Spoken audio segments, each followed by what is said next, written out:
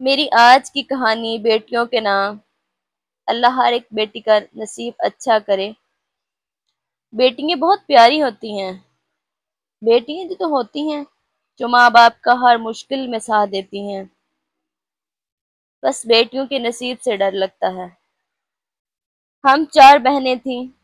بڑی بہن کا نام ملائکہ، چھوٹی کا نام الشبا، اس سے چھوٹی کا نام سجل اور اس سے چھوٹی لائبہ تھی، جو سب سے زیادہ شرارتی اور لاڈلی بھی تھی۔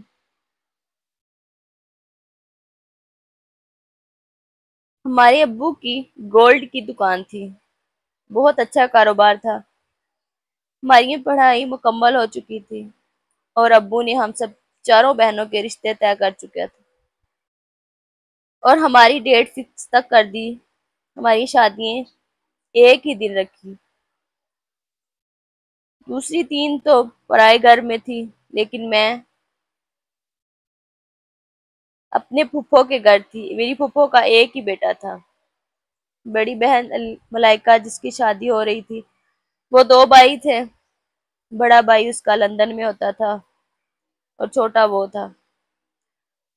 الشبا کی شادی جس گھر میں ہوئی تھی، اس کا ساس سسر تھے اور ان کا ایک ہی بیٹا تھا، اور لائبہ کی ایک نند بھی تھی اور ایک ساس سسر بھی تھے۔ بڑی دھوم دھام سے ہماری شادی ہوئی۔ رخصتی کا وقت قریب آ گیا۔ ماں باپ کا گھر چھوڑنا بہت مشکل ہوتا ہے۔ اس لڑکی سے پوچھے جو چھوڑ کر جاتی ہے۔ جب ہماری رخصتی ہوئی تو امی ابو بھی بہت روئے۔ ہم سب اپنی اپنے گھروں میں جا چکی تھی۔ ہماری دوسرے نمبر والی بہن جو الشبا، ہم سب باقی اپنے اپنے گھروں میں خوش تھیں، لیکن وہ پہلی رات تھی، اس کا میاں گھر نہیں آیا۔ شادی کر کر لے گیا لیکن ساری رات گھر نہیں آیا۔ وہ اپنے کمرے میں بیٹھی اس کا انتظار کرتی رہی۔ ساری رات انتظار میں گزار دی۔ وہ کسی اور لڑکی کو پسند کرتا تھا اور یہ شادی اس نے اپنے ماں باپ کے کہنے پر کی تھی۔ صبح جب ہوئی تو الشبا کے ساس سسر اس کے آگے ہاتھ جوڑ کر کھڑے ہو گئے کہ بیٹا، اب ہماری عزت تمہارے ہاتھ میں ہے، تم اپنے گھر والوں کو مت بتانا۔ جب بھی سمیر گھر آتا ہے ہم اس خوب خبر لیتے ہیں۔ ایسا ہی ہوا، سمیر واپس آیا تو اس کا ابو بہت غصے میں تھا۔ اس نے ایک تھپڑ اس کے منہ پر مارا اور بہت بے عزتی کی۔ الشبا نے کہا کہ پلیز آپ اسے کچھ نہ کہیں۔ الشبا دل کی بہت اچھی تھی، بس پھر بھی بولی بالی تھی۔ مکلاوا تھا آج۔ یہ بھی ایک رسم ہوتی ہے شادی کے دوسرے دن کی۔ 4 بہنیں ہی اپنی امی ابو کے گھر گئیں۔ تینوں کے میاں ساتھ اور الشبا کا میاں اس کے ساتھ نہ گیا۔ سب کے پوچھنے پر اس نے کہا اسے کچھ ضروری کام آ گیا تھا۔ الشبا کچھ گمسم سی بیٹھی رہی۔ سب دیکھتے رہے اس کی طرف کہ کوئی بات ہے، لیکن وہ اپنے آپ کو خوش خوش ہونے کی کوشش کرتی رہی۔ پھر واپس گھر آ گئی۔ ایک دن الشبا نے اپنے میاں سے ضد کی کہ تم کس سے ملتے ہو، کہاں جاتے ہو، مجھے بتاؤ۔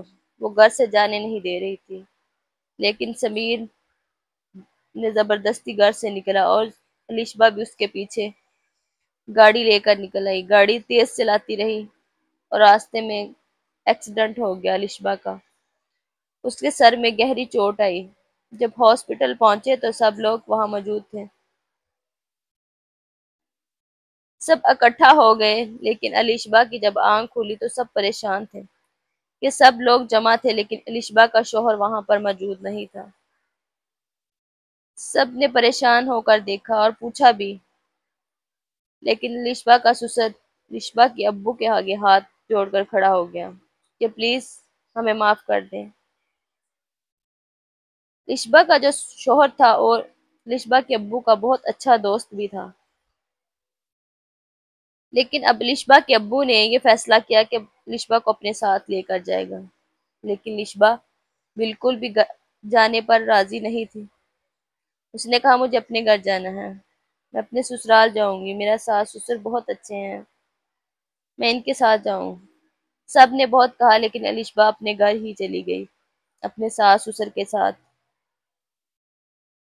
اس کے ساس سسر اس کی قدر کرتے تھے، عزت بھی کرتے تھے، خیال بھی بہت رکھتے تھے۔ اب جب سمیر گھر آیا تو اس نے دیکھا کہ لشبہ کے سر پر پٹی ہوئی ہے، اور لشبہ کے ابو نے اب اس کو دھکے دے کر باہر نکالا کہ اب اس گھر میں تم نہیں رہ سکتے، اللہ نے ہمیں بیٹی دے دی ہے۔ لیکن سمیر کو اب جا کر احساس ہوا، ادھر اس لڑکی نے بھی اس کے ساتھ بے وفائی کی، اسے چھوڑ دیا۔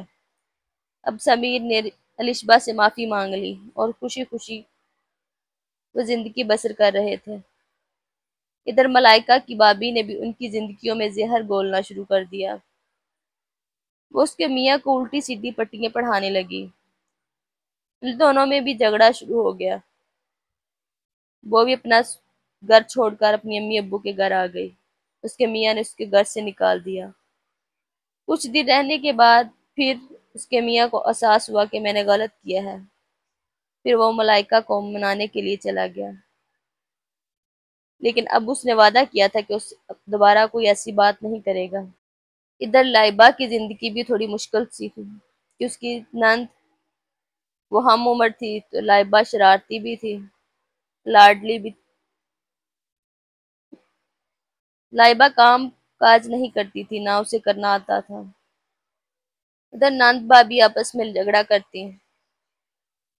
لائبہ پریگننٹ تھی، اس کی نند نے اسے دھکا دیا اور لائبہ کا مس کیرج ہو گیا، اور جب ڈاکٹر کے پاس لے کر گئے تو اس نے بتایا کہ اب یہ کبھی ماں نہیں بن سکے گی۔ اور پھر اس کے میاں کو بھی احساس ہوا کہ یہ میں نے غلط کیا ہے، میں اپنے بہن کو روک نہیں سکا، اور اس کی نند نے بھی اس سے معافی مانگی۔ وہ بھی اپنی زندگی میں سکون سے ہو گئے۔ ادھر لشبہ جو سب سے زیادہ خوش تھی، اس کے ابو کو اپنے بھانجے پر فخر تھا، کہتا کاش میرے بہن کے 4 بیٹے ہوتے تو میں چاروں بیٹیاں اسے دے دیتا۔ اس کی پھپھو اسے زمین پر قدم نہیں رکھنے دیتی تھی، اور میاں جو جان نچھاور کر رہا تھا بہت خوش تھی، لیکن پتہ نہیں کسی کی نظر لگ گئی، وہ بہت پریشان سی ہو گئی۔ الشبہ بھی اپنے گھر میں خوش، ملائکہ بھی اپنے گھر میں خوش ہو گئی، اور لائبہ بھی، اور سجل جو ہمیشہ سے بہت خوش رہی، اب اس کی زندگی میں بہت سی مشکلوں کا پہاڑ ٹوٹ پڑا تھا۔ سجل پریگننٹ تھی، اس کے میاں نے اس کو اتنا خیال رکھنا شروع کر دیا، پہلے سے بھی زیادہ۔ اس کی امی بھی اس کا بہت خیال رکھتی، جو سجل کی پھپھو تھی۔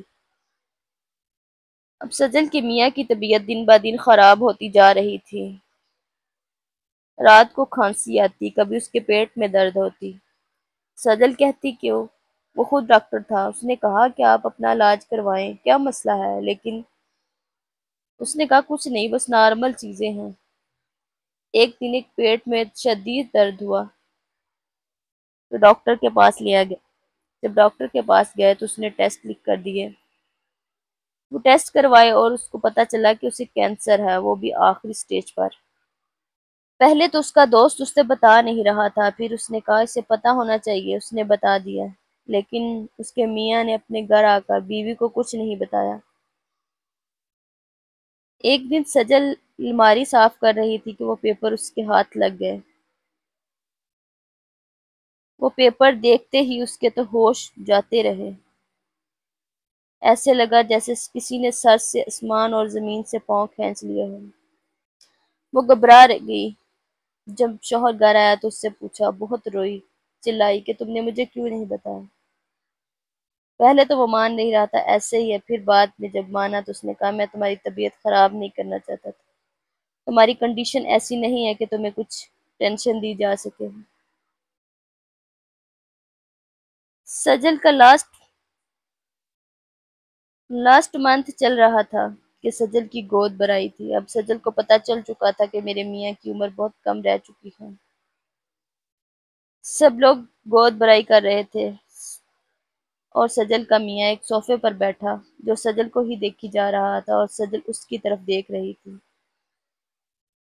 اچانک سے صوفے سے گرا اور انتقال کر گیا۔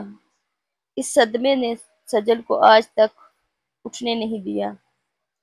سجل کو اللہ نے بیٹا بھی دیا، لیکن زندگی نے جو دکھ دیے تھے اسے بھول نہیں پا رہی تھی۔ سوچتی تھی کہ میں اپنے آپ کو خوش قسمت سمجھتی تھی کہ جیسا شوہر اللہ نے مجھے دیا ہے اللہ ہر بیٹی کو دے، اللہ میرے جیسا ہر بیٹی کا نصیب لکھے۔ لیکن آج کہتی ہوں کہ نہ، جھگڑا کرنے والا ہو، کبھی جھگڑا کر لیا، کبھی خوش رہ لیا، لیکن اللہ کے پاس تو چھوڑ کے نہ جائے۔ زندگی تنہا گزارنی بہت مشکل ہے،